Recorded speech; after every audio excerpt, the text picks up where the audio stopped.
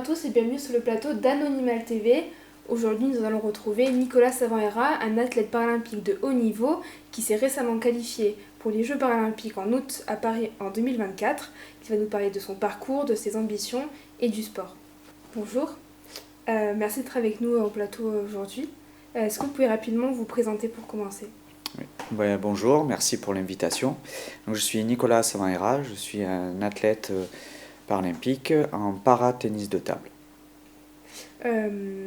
Justement, vous pratiquez le ping-pong ou le tennis de table, on va dire à haut niveau depuis plusieurs années. Est-ce que vous pouvez un peu revenir sur votre parcours ? Oui, donc moi j'ai commencé le tennis de table assez jeune. J'ai un handicap de naissance, une malformation au niveau de la moelle épinière qui fait que j'ai toujours été en situation de handicap. J'ai commencé le sport à l'âge de 8 ans, le club handisport aixois, et j'ai découvert plusieurs disciplines, dont le tennis de table, mais j'ai aussi un peu fait d'athlétisme, beaucoup de natation aussi. Et donc j'ai découvert le tennis de table à l'âge de 8 ans. Voilà, j'ai découvert ça au travers d'un passionné, Charles Weiss, qui était l'ancien président du club handisport aixois, et qui m'a fait découvrir et m'a transmis sa passion de cette discipline. J'ai ensuite fait aussi, j'ai intégré un club valide à l'adolescence, à l'âge de 15-16 ans, quand j'ai voulu vraiment franchir un palier, essayer de voir si je pouvais aller un peu plus loin en ce qui concerne le niveau de jeu. Et voilà, et au fur et à mesure, j'ai augmenté mes volumes d'entraînement. Et aujourd'hui, j'ai eu un beau parcours, mais voilà, la passion, elle est née assez jeune sur le tennis de table. Et maintenant, ça fait plus de 35 ans et je suis toujours autant passionné. Justement, comme vous l'avez dit, vous avez débuté assez jeune. Vous débutez votre histoire avec l'équipe de France de paratennis de table en 2003, jusqu'à avoir votre première médaille olympique aux Jeux de Londres en 2012. Qu'est-ce que vous ressentez à ce moment-là quand vous avez la médaille ? Alors, c'est un long parcours. 2003, c'était la première sélection. On était une génération assez jeune, voilà, et on a eu la chance d'être bien accompagné de la génération précédente qui a essayé de nous faire sentir le goût du haut niveau. En 2003, on nous a donné notre chance. On n'avait pas forcément le niveau, mais il y avait de l'ambition et les dirigeants pensaient à l'époque qu'on pouvait atteindre le haut niveau. Donc on a été 3-4 joueurs à avoir cette première sélection en 2003, et ensuite il y a eu quand même presque 10 ans avant de pouvoir, en tout cas pour ce qui me concerne, avant de pouvoir avoir ma première sélection. Le vrai déclic, pour moi, il a eu lieu en 2008. Je suis allé à Pékin en tant que spectateur pour soutenir les équipes de France, et je me suis dit là-bas, les prochains, il faut que je sois de l'autre côté de la barrière. Donc il y a eu encore là une augmentation des entraînements, une meilleure structuration. Et la médaille, on va dire que celle de 2011 au championnat d'Europe, qui me permet de me qualifier pour les Jeux paralympiques de Londres, a été ma première grande victoire sur la scène internationale. A été énormément d'émotions, parce que là je me suis dit mais je peux y arriver moi aussi, atteindre le très haut niveau. Et en 2012, c'était une découverte, c'était en équipe, ma médaille. Donc, mais j'étais accompagné de joueurs d'expérience et qui m'ont permis de me sentir à l'aise, et m'ont de suite tranquillisé sur le fait que voilà, ça restait un match de ping-pong, c'était du très haut niveau, et voilà, il fallait juste essayer d'être concentré, de faire bien les choses. Et ensuite, l'aboutissement, c'est oui, forcément, quand on a une médaille, on pense à tous les efforts qu'on a dû faire pour en arriver là, à tous les entraîneurs qui se sont succédés et qui m'ont tous apporté quelque chose pour atteindre le Graal, parce qu'une médaille paralympique, c'est forcément le Graal pour tout sportif, notamment de ma discipline. Dans les années qui ont suivi, vous avez pu faire les Jeux de Rio et de Tokyo. Est-ce que c'est la même sensation par rapport aux premiers Jeux paralympiques dans une carrière ? Non, moi en tout cas, pour moi, les 3 Jeux, je les ai vécus totalement différemment. Londres, c'était une découverte. Alors, c'est bien que j'ai pu aller en 2008 en Chine pour voir un peu l'ambiance des Jeux, qui est une ambiance totalement différente par rapport à un championnat du monde ou à un championnat d'Europe. Il y a plus de public, il y a plus d'attentes. Voilà, il y a une organisation différente de la compétition. Donc en 2012, pour moi, c'était être en immersion, une découverte, beaucoup d'euphorie. J'étais comme un enfant qui va la première fois à Disneyland. Quand on rentre au village, qu'on voit tout ce qui peut se passer, de rencontrer d'athlètes d'autres disciplines. Donc j'étais vraiment en mode découverte, et je les ai vécu comme ça. Voilà, quand il y a eu la cérémonie d'ouverture, c'est beaucoup d'émotions. Voilà, donc c'était les Jeux de la découverte pour moi.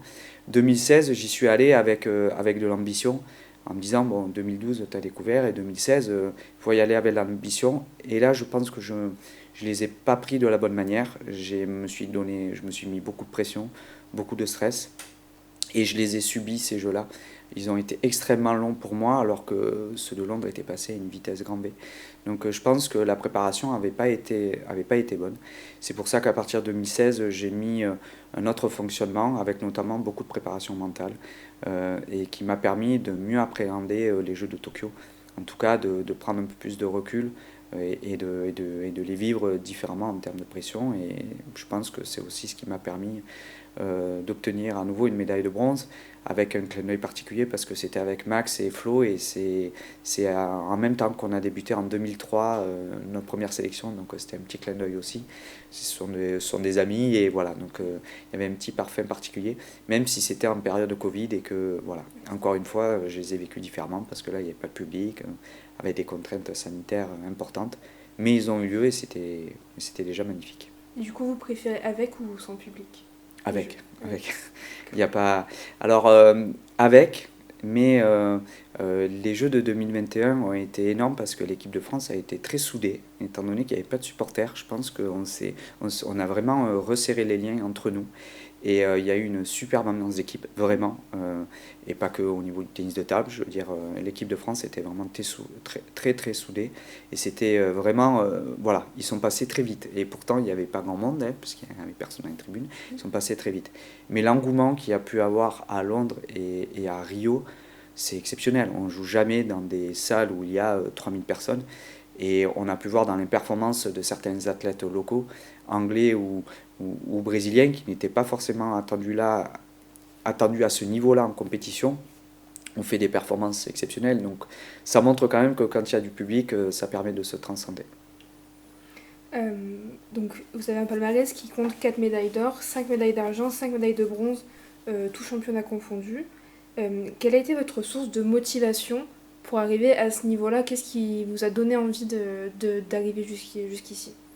Alors déjà, l'objectif en effet, c'est de gagner des médailles, c'est d'être sur les podiums, mais moi, mon leitmotiv assez jeune quand même, c'était d'essayer de prendre du plaisir déjà. C'est-à-dire que pour moi, sans plaisir, si c'était que de la contrainte d'aller m'entraîner, d'aller en compétition, de faire des déplacements, je pense que j'aurais pas pu atteindre ce niveau-là. Donc c'est déjà de me sentir bien dans ma discipline, de me sentir bien dans le groupe. Quand j'ai gagné ma première médaille d'or en 2011, et je reviens dessus parce que pour moi c'est un souvenir exceptionnel, l'équipe de France était dans les tribunes, et j'ai gagné contre un joueur que je n'avais jamais gagné jusqu'à présent, qui était numéro 1 mondial de ma catégorie. Et c'est vraiment le soutien de tout le staff, de tous les joueurs, qui m'ont permis de me transcender. Donc moi, ce sont ces émotions-là que je recherche, et ça me permet de performer. Après, c'est sûr que on recherche avant tout la médaille quand on fait du haut niveau, mais il faut essayer de trouver les bons leviers pour l'atteindre. Et ça passe par l'entraînement, mais ça aussi par l'entraînement à la table, bien sûr, sur la discipline, mais ça passe aussi par se sentir bien dans sa tête et dans sa peau. Et voilà. De toute mon expérience qu'il peut y avoir sur les 20 dernières années, les moments où j'ai performé, c'est quand même quand j'étais bien physiquement, bien dans ma tête. Ensuite, le ping-pong, ben forcément, on s'entraîne tous beaucoup. Donc, en termes techniques, on est à peu près du même niveau. Après, il y a le côté tactique, mais c'est aussi de se sentir bien dans sa tête et dans son physique. Est-ce que vous avez toujours voulu arriver au haut niveau en sport? Ou à la base, comme vous le disiez, c'était juste du plaisir et juste le fait de faire du sport, forcément, s'il y a derrière un sentiment de bien-être qui s'in- Alors, quand j'étais plus jeune, si on prend, parce que mes parents ont ressorti récemment une vidéo, ma première vidéo où j'ai fait ping-pong, ma première défaite, ce qui est normal, c'est la première fois que je jouais en compétition, j'ai pleuré, et j'étais très énervé de perdre, très énervé. Donc, rapidement, j'ai développé quand même une aptitude à ne pas aimer perdre, à aimer les challenges, et essayer de persévérer pour atteindre toujours l'étape d'après. Donc, je l'ai développé assez jeune, et ça m'a poursuivi dans ma carrière sportive, mais aussi dans ma carrière professionnelle, ou dans tout ce que je peux faire. J'essaye à chaque fois de me donner des objectifs qui me permettent d'avancer et de me dépasser et d'atteindre le niveau suivant. jusqu'à atteindre le Graal qui est le niveau paralympique. Ça a été quoi le déclic pour vous il y a un moment où vous vous êtes dit, ok, peut-être que là, je peux tenter l'équipe de France. Enfin, comment ça s'est passé, en fait, cette bascule? Ouais, au tout départ, j'ai été invité sur quelques stages en équipe de France. Et puis, j'ai vu que finalement, en m'entraînant, en étant sérieux, en étant appliqué, j'arrivais à rivaliser, des fois un set, des fois peut-être deux sets. Et en fait, c'est venu vraiment petit à petit. Je me suis dit, pourquoi pas. Il faut savoir que comme je suis amateur, je faisais aussi des études, j'ai commencé à travailler, donc il a fallu que je mette en place un double projet, ça m'a pris pas mal de temps de pouvoir mener un double projet, vie professionnelle et vie sportive. Donc j'ai peut-être perdu un peu de temps là-dedans, mais en tout cas ça a été à chaque fois des challenges et j'ai franchi les étapes petit à petit. Donc voilà, c'est étape par étape. Et aujourd'hui, est-ce que vous êtes fier de votre carrière, de ce que vous avez accompli Oui, je suis fier. J'ai eu du mal à le dire parce que bon, on ne se rend pas forcément compte de ce qu'on réalise quand on est dedans. Là, je prends un peu plus de recul sur ce que je fais, sur ce que j'ai accompli et je suis assez fier de ce que j'ai fait. Je suis très heureux d'avoir été accompagné de personnes qui m'ont aidé à évoluer, qui m'ont vraiment permis de franchir chacune des étapes. Et je suis heureux de les avoir rencontrés et je suis fier de ce que j'ai fait. Et aujourd'hui, je me sens encore capable de franchir d'autres étapes et de performer encore. Et c'est ce qui me fait avancer, c'est ce qui me fait avoir de l'ambition pour les prochains Jeux et avoir envie aujourd'hui de continuer encore jusqu'à que j'ai la même motivation, encore performant et que le physique et le mental est toujours présent. Tout à l'heure, vous parliez du fait que vous avez découvert le ping-pong à l'âge de 8 ans avec le club handisport Aixois, mais vous aviez testé aussi d'autres disciplines. Qu'est-ce qui a fait que c'est le ping-pong qui a retenu votre attention? Alors, dans les deux disciplines que j'ai pratiquées de manière privilégiée, il y a la natation et le tennis de table, mais à la base, je voulais un sport plus d'équipe. Je suis plus quelqu'un qui aime bien me sentir dans une équipe, faire des choses avec des gens à côté de moi. Je suis plus dans cet état d'esprit-là et même plus jeune, j'avais plutôt cette faculté-là, mais il n'y avait pas d'équipe de basket par exemple ici. Donc il a fallu que je parte sur d'autres disciplines. La natation et le tennis de table, si on fait le focus sur ces deux disciplines que j'ai pratiquées, la natation c'est un sport individuel où on doit se battre contre soi-même. Rapidement, moi j'étais plus sur un sport de duel, avoir quelqu'un en face de moi en confrontation, où le côté tactique, technique, psychologique était réuni dans une seule discipline. Et le tennis de table, il avait tous ses paramètres, et j'ai rapidement apprécié vraiment cette discipline, même si la natation je l'ai pratiquée aussi pendant longtemps, mais sur du plus long terme, on va dire que pour moi c'était plus adapté de persévérer dans le tennis de table. Ensuite, c'est un sport aussi que j'ai intégré rapidement avec le milieu valide. C'est un sport que je trouve de duel, un des rares sports de duel qui est totalement inclusif. Il n'y a pas de changement de règles, il n'y a pas de changement de table, de hauteur de table. On peut jouer quand on est en situation de handicap avec des personnes valides sans aucune adaptation. Et j'aime bien aussi ce côté-là, affronter quelqu'un, être face à lui, et il n'y a pas de différence. Il n'y a pas de différence quand je fais le sport. Est-ce que justement vous pouvez nous expliquer rapidement les règles de la discipline? Oui, alors le tennis de table, il se fait en 3 sets gagnants, en tout cas pour les épreuves paralympiques. Pour les Jeux olympiques, il y a certaines épreuves qui peuvent être en 4 sets gagnants. C'est des sets de 11 points maintenant, avec 2 points d'écart quand on est à 10-10 par exemple, il faut 2 points d'écart. C'est 2 services chacun. Donc ça, ce sont les règles de base. Si vous êtes face à un sportif en fauteuil, il y a une seule différence, c'est au niveau du service. Le service peut être court, mais il ne peut pas sortir sur les côtés. Voilà, c'est la seule alternative, enfin c'est la seule différence. Sinon, il n'y a aucune autre différence, c'est les 3 sets de 11 points classiques, et voilà. Donc vous venez de le dire, il n'y a pas forcément d'adaptation précise pour les personnes en situation de handicap, c'est plus sur la règle du service.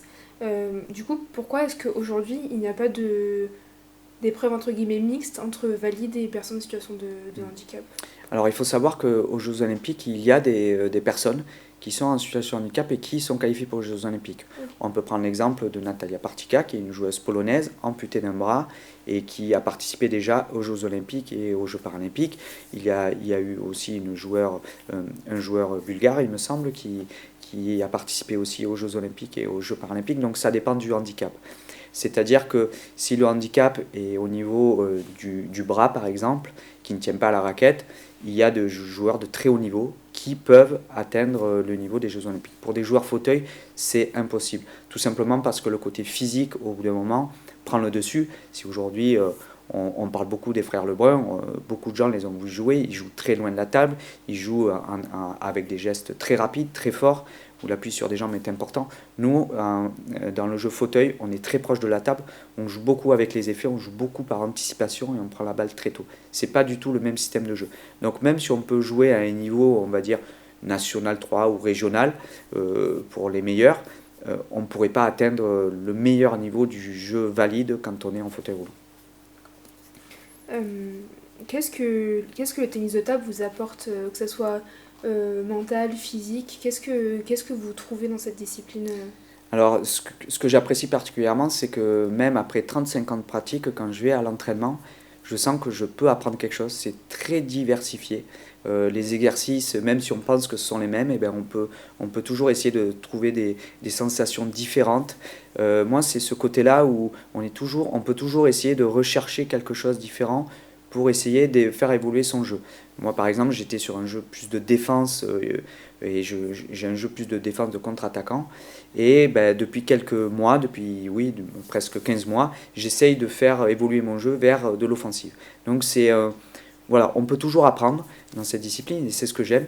Et aussi, ce que j'aime, c'est que le côté tactique et confrontation psychologique avec un adversaire en face est important. C'est pour ça que vous pouvez encore faire du haut niveau quand vous avez 40 ans, par exemple, parce que l'expérience a énormément d'importance dans cette discipline et c'est ce que j'aime. Et justement, là, vous parlez plus offensif, plus défensif.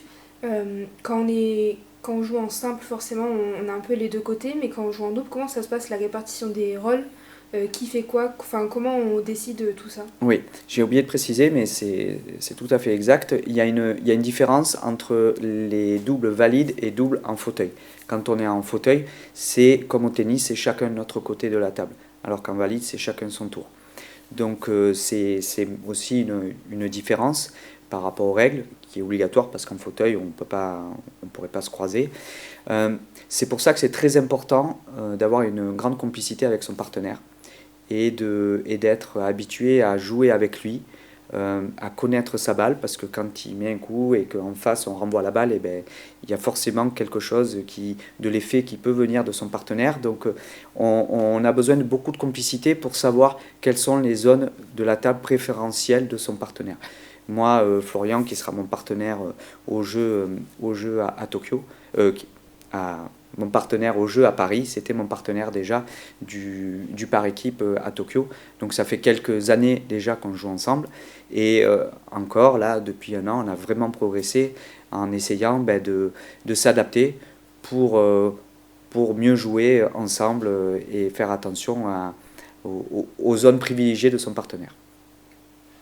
Justement, vous êtes récemment qualifié pour les Jeux paralympiques de Paris en août cette année. Comment est-ce que vous sentez à l'approche de cette compétition? Alors mieux, mieux qu'il y a quelques semaines où c'était encore très difficile. Je suis allé chercher la qualification vraiment dans les derniers instants avec des victoires à l'arraché, mais aussi des concours de circonstances, des adversaires qui ont fait des contre-performances qui m'ont bien aidé aussi. Donc voilà, c'est plein de choses qui se sont passées et qui ont fait que pendant ces 15 mois où j'ai fait 17 tournois internationaux ont été très stressants. Donc aujourd'hui, j'arrive à aller à l'entraînement, on va dire, de manière un peu plus soulagée. J'ai moins d'échéances rapides qui vont arriver et j'ai un peu plus le temps de les préparer. Donc j'ai déjà pris un peu de temps de récupérer parce que mentalement et physiquement c'était un peu compliqué. Voilà, forcément, quand on apprend la qualification, il y a un petit truc dans la tête qui fait qu'on a besoin d'un peu souffler. Là, on va repartir avec beaucoup de stages, mais une énorme motivation parce que les jeux ils sont à domicile, que ça arrivera qu'une fois dans notre vie et qu'il faut tout donner. Moi, depuis 2017, que je sais qu'on va avoir les Jeux à Paris, c'est vraiment l'objectif numéro un. Donc là, je sais que on y est, c'est l'aboutissement, et en même temps, j'ai envie de les kiffer, ces Jeux, vraiment. Et donc, du coup, j'essaye de prendre beaucoup de plaisir. Et là encore, ce matin, j'étais en entraînement et ça s'est très bien passé. Et voilà, j'y vais avec beaucoup de plaisir et, euh, et de sérieux. Donc c'est parfait. Justement, vous parlez des qualifications. Est-ce que vous pouvez nous dire un peu comment ça se passe pour ceux qui ne sont pas familiers avec le monde du sport, etc. Oui. Alors c'est assez complexe à essayer de comprendre. Bon, déjà, il y a différentes catégories, nous, chez les athlètes paralympiques en paratennis de table. Il y a 11 catégories, je vais faire très rapidement. Il y a 11 catégories, il y en a 10 pour les joueurs qui ont un handicap physique et une 11e pour le sport adapté, pour ceux qui ont un handicap mental. Pour les joueurs avec un handicap physique, il y a 5 catégories pour les joueurs fauteuil et 5 catégories pour les joueurs debout. Moi, je suis dans la catégorie 5, la catégorie la moins atteinte physiquement des joueurs fauteuil. Donc ça, c'est pour donner un aperçu. Dans chaque catégorie, ensuite, il y a un nombre de sélectionnés. Dans ma catégorie, au Jeu à Paris, on sera les 12 meilleurs joueurs de ma catégorie. Pour y arriver, il y a un classement mondial. Et pour monter ou descendre dans le classement mondial, alors monter bien sûr, c'est le but, on fait des tournois internationaux. Quand on gagne des matchs, on gagne des points. Quand on perd des matchs, on perd des points. Voilà, c'est très simple, système de ranking avec un classement mondial. Et à la fin, on fait au classement mondial pour savoir qui va au jeu. Est-ce que vous pouvez un peu nous expliquer à quoi ressemble un entraînement type, généralement de tous les jours, et maintenant que vous allez vous préparer pour les Jeux, enfin ça fait un moment que vous préparez pour les Jeux, mais que là ça approche, est-ce qu'il y a des choses qui changent? Comment ça se passe Ouais, il faut savoir que l'entraînement, il n'est pas que sur le tennis de table. Il est aussi sur le physique, il est aussi sur le mental, et vraiment, c'est les trois paramètres qui sont vraiment importants dans la performance. On va dire que c'est un entraînement quotidien, on y pense tout le temps déjà, même quand on ne joue pas, on y pense. Et c'est une structure aussi. Moi, je m'entraîne au CREPS d'Aix-en-Provence pour la partie physique. J'ai un préparateur mental, Florent, qui me suit pour cette partie-là. Et ensuite, j'ai Mathieu plus spécifiquement sur la partie sportive du tennis de table. Les entraînements, on va dire sur le physique, c'est 1h30 la session. Sur le tennis de table, c'est des sessions qui peuvent aller d'1h30 à 2h, 1 à 2 fois par jour. Ça dépend des périodes, parce qu'il y a des périodes de récupération. Et la fréquence pour la préparation mentale, c'est 1 fois tous les 15 jours. Sur le contenu d'un entraînement, on va dire qu'il y a un échauffement. Il y a d'abord un échauffement physique pour pas se blesser avant de taper la balle. Et ensuite, on fait beaucoup d'exercices de régularité, on va dire, pour essayer de jouer de manière en touchant beaucoup de balles. Et ensuite, on essaie de se rapprocher. Au fur et à mesure que l'heure avance, on essaie de se rapprocher de plus de situations de match. Voilà, avec des services, des remises, des zones particulières. Voilà comment se déroule un peu la préparation quotidienne. Et du coup, là, à l'approche des Jeux, maintenant que vous êtes qualifié, est-ce qu'il va y avoir des choses que vous allez plus travailler que d'autres? Est-ce que c'est des entraînements différents? Oui, on va essayer de plus axer. On va avoir beaucoup de stages de préparation. On va avoir environ 1 semaine sur 2, on va partir en stage, donc on va se regrouper, ce qui va augmenter fortement le nombre d'entraînements. Il y a un peu moins de compétition aussi, j'en aurai qu'une qui sera au mois de juin en Tchéquie. On va dire qu'au niveau tactique, on va essayer d'être un peu plus précis. Au fur et à mesure que la compétition approche, les sessions d'entraînement vont peut-être être plus courtes, mais ressembler beaucoup à ce qui va se faire en match. Il y a aussi un travail d'analyse, donc ça sera un top 12, on se connaît tous les joueurs, donc on va essayer de travailler sur les points forts et les points faibles de mes adversaires potentiels. Et moi aussi, de travailler un peu dans l'ombre et d'amener des petites surprises, des choses auxquelles mes adversaires ne s'attendraient pas au mois de septembre. Voilà, un service que j'ai jamais fait ou des choses comme ça, amener un peu de surprise pour essayer de déjouer un peu les plans de l'adversaire parce qu'on se connaît tous forcément très bien. Donc voilà, on va essayer de se cacher, d'amener des petites choses pour changer un peu des habitudes. Justement, là on parle des Jeux paralympiques. Le 12 mai, à Aix-en-Provence, la flamme va passer par la ville. Vous avez été désigné porteur de la flamme. Qu'est-ce que ça vous fait d'avoir cette chance C'est... C'est incroyable, ouais, c'est incroyable. J'aurais jamais pensé quand j'étais petit ou même quand j'ai participé aux différents jeux. La flamme, c'est un symbole extraordinaire. Quand on est dans le stade, qu'on est les athlètes, qu'on est au milieu et qu'on voit la flamme qui entre dans le stade et qui va s'allumer, c'est le point de départ des jeux. Enfin, on pense qu'à ça. Et du coup, d'avoir cette chance-là, d'avoir la chance que la mairie d'Aix-en-Provence m'ait désigné comme porteur de la ville est tout simplement extraordinaire. J'ai pas la chance de pouvoir quotidiennement partager de grands moments de ma discipline ou de ma vie sportive avec mes amis, avec ma famille, parce que je suis tout en déplacement, parce que ben, on ne peut pas me suivre de partout, même à Paris, voilà, il n'y aura pas forcément tout le monde. Et là, c'est un moment unique qui sont liés au jeu et que je vais pouvoir partager avec tous les gens qui me suivent quotidiennement dans la ville dans laquelle je suis né, je travaille, j'habite. C'est tout simplement extraordinaire et voilà, je suis très fier, très heureux et je remercierai jamais assez les gens qui m'ont permis de porter la flamme. Et justement, il y a plusieurs athlètes aussi qui font du handisport ou qui sont des para-athlètes qui vont porter la flamme de partout en France. Est-ce que ça a une signification particulière que ben justement ça ne soit pas que les athlètes valides et que ça soit en fait tout le monde qui puisse avoir cette chance de porter la flamme Oui, oui depuis quelques années maintenant, il y a un credo qui est une seule équipe. Aujourd'hui, athlète olympique, paralympique, euh, on essaye de parler de mixité, d'intégration, d'inclusion, et je pense qu'on est sur la bonne voie. En tout cas, cette idée de pouvoir mélanger des athlètes paralympiques et les impliquer dans le relais de la flamme olympique est un symbole extraordinaire. Et inversement, j'espère que pour le passage de la flamme paralympique, il y aura des athlètes olympiques qui la porteront aussi. Voilà, on est une seule équipe, on ne se croise pas souvent, on ne va pas se mentir, mais par contre, on a du respect envers les athlètes olympiques envers les athlètes paralympiques, parce qu'on est de plus en plus visible. Ils sont conscients de notre performance, on s'entraîne comme eux, on s'entraîne quotidiennement et on essaye d'exceller le plus possible vers le haut niveau. Donc ça va dans le bon sens, bien sûr. Il y a toujours des progrès. On avait tellement de retard que forcément, c'est dur de tout rattraper en peu de temps. Mais en tout cas, je pense qu'on est sur la bonne voie et j'espère que ça va perdurer. On parle de l'héritage de Paris 2024 et j'espère qu'il y aura un vrai héritage et qu'il continuera cette dynamique positive de l'inclusion. Euh, Là, on va parler plus de votre côté vie civile, on va dire. Donc, vous avez spécifié que vous travaillez à côté de votre carrière de sportif. Est-ce que vous pouvez un peu nous expliquer ce que vous faites dans la vie? Oui, alors ce que je fais dans la vie, il y a eu du changement.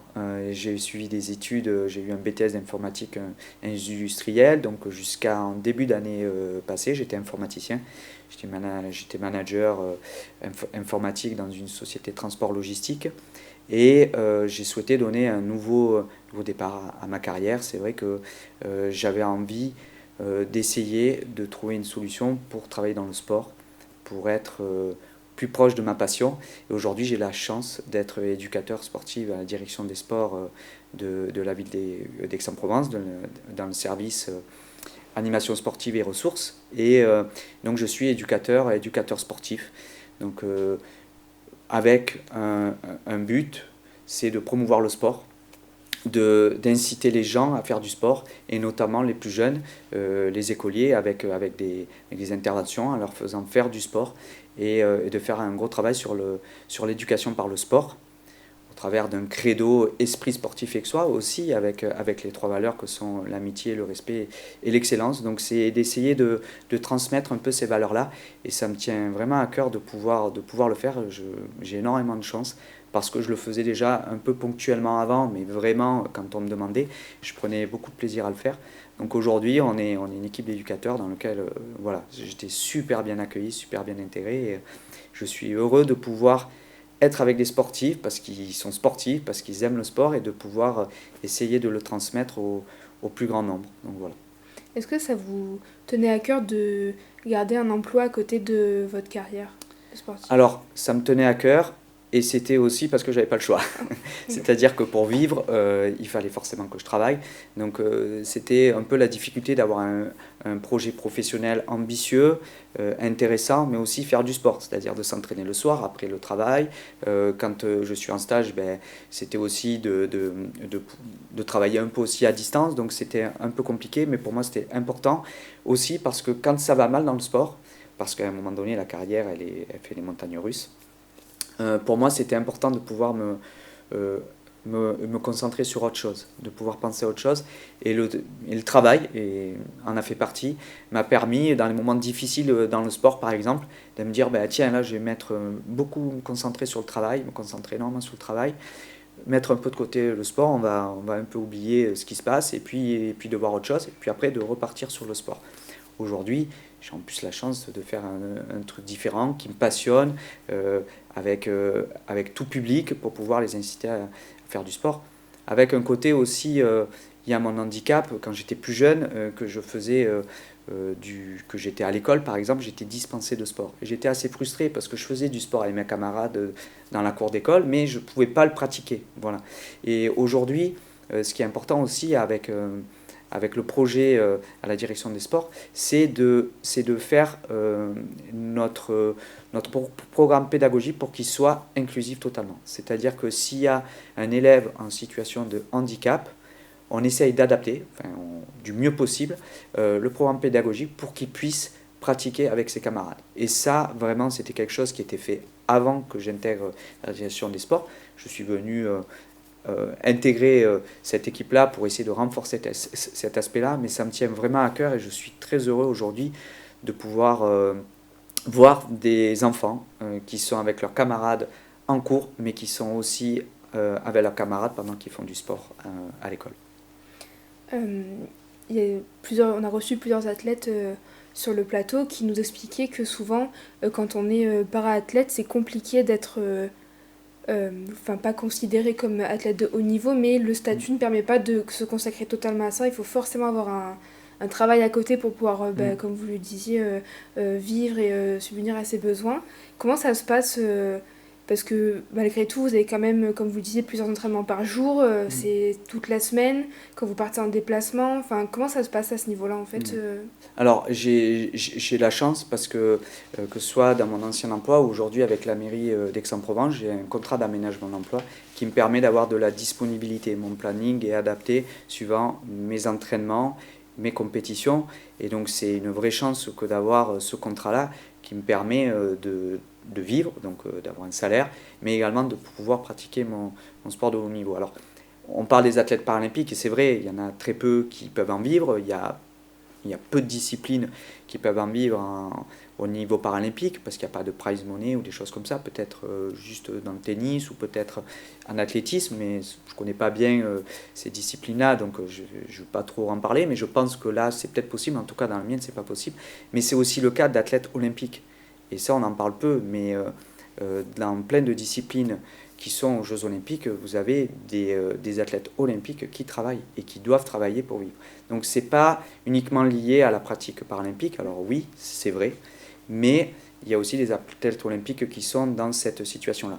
La différence peut-être aussi avec des athlètes paralympiques, c'est qu'on est en situation de handicap et que pour intégrer le monde de l'entreprise, c'est peut-être encore plus compliqué. Aujourd'hui, il y a pas mal d'entreprises qui prennent à bras-le-corps ce sujet de l'inclusion et de l'intégration dans leurs entreprises, mais il y a encore du travail à faire là-dessus pour démocratiser ça et permettre à toute personne qui est en situation de handicap qui veut travailler de pouvoir trouver un employeur qui l'accueille. Est-ce que c'était compliqué ou facile pour vous de concilier votre carrière sportive et votre vie professionnelle ?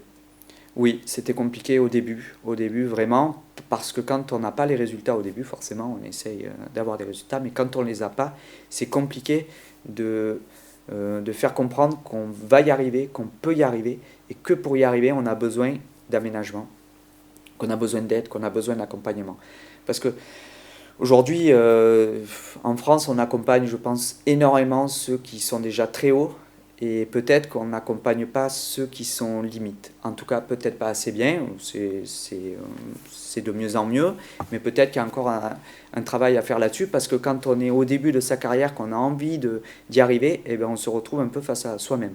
On doit être à la fois, on doit gérer le temps, on doit gérer son planning professionnel, sportif, on doit chercher des partenaires, donc on doit être spécialiste du marketing, on doit être spécialiste on doit avoir des connaissances sur le côté mental, on doit avoir des connaissances sur le côté physique. Donc c'est très complet ce qu'on nous demande pour arriver à atteindre le très haut niveau. Et donc c'était pas facile, c'était un beau challenge, et c'est pour ça aujourd'hui que, comme je disais tout à l'heure, je suis très fier d'y être arrivé, même si bien sûr j'aurais aimé avoir une médaille d'or, un titre paralympique. Pour l'instant je l'ai pas, mais je suis quand même très heureux de ce que j'ai pu accomplir jusque-là. Et justement, comment pour vous, ça s'est mis en place parce qu'au début, comme vous disiez, vous cherchiez les résultats, mais il y a un moment où vous avez eu les résultats. Et à partir du moment où vous avez commencé justement à avoir ces résultats et à devoir partir en stage un peu aux quatre coins du monde, comment ça s'est passé pour vous au niveau professionnel? Eh ben, je prenais les congés sans solde, ou je prenais tous mes congés pour faire du sport de haut niveau. Donc pendant des années, j'ai fait ça. Je prenais congé sans solde, congé payé, tout passait pour faire du sport. Et encore, les congés sans solde, il fallait que ça soit accepté. J'ai jamais eu trop de difficultés par chance.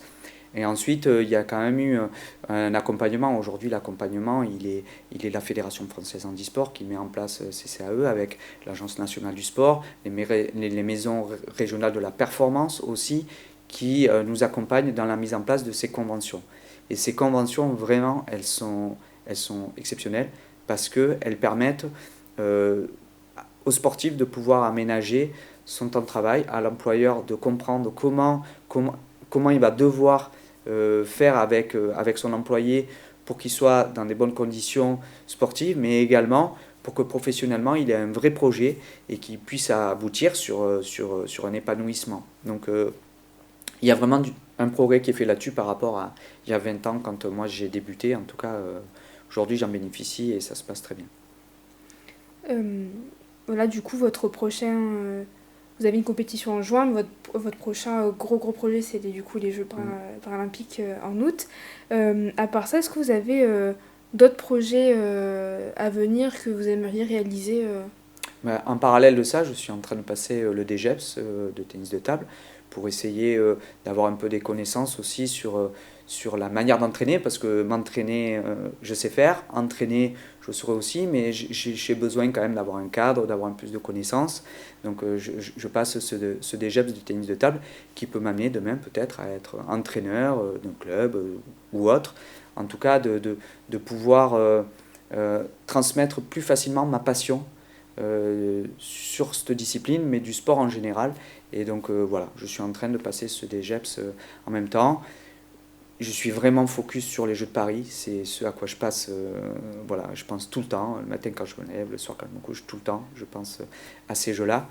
Et je ne m'arrêterai pas après, c'est-à-dire que j'ai encore envie de continuer. On a une nouvelle génération qui arrive, qui est extraordinaire. Vraiment, on a des jeunes qui sont d'une très bonne mentalité, qui ont beaucoup d'ambition. Et si moi je peux accompagner, apporter un peu de mon expérience comme l'ancienne génération l'avait fait avec nous, je le ferai avec grand plaisir. Donc c'est pour ça que je ne prévois pas d'arrêter tout de suite ma carrière. Donc voilà, il y aura d'autres objectifs qui seront après les Jeux de Paris et qui resteront sportifs. Est-ce que pour vous c'est une finalité, on va dire, de rester dans le tennis de table jusqu'au temps que vous pouvez y rester, mais de justement pouvoir transmettre Oui. tout ce que vous avez appris? Oui, c'est très important pour moi de transmettre, et c'est aujourd'hui pour ça que je fais ce métier-là. J'ai aussi envie qu'à Aix-en-Provence, on a mis en place le programme Club Inclusif, qui est un programme qui a été fait par le CPSF, le Comité paralympique sportif français, qui a vocation à permettre aux clubs valides de pouvoir intégrer des personnes en situation de handicap dans leur club.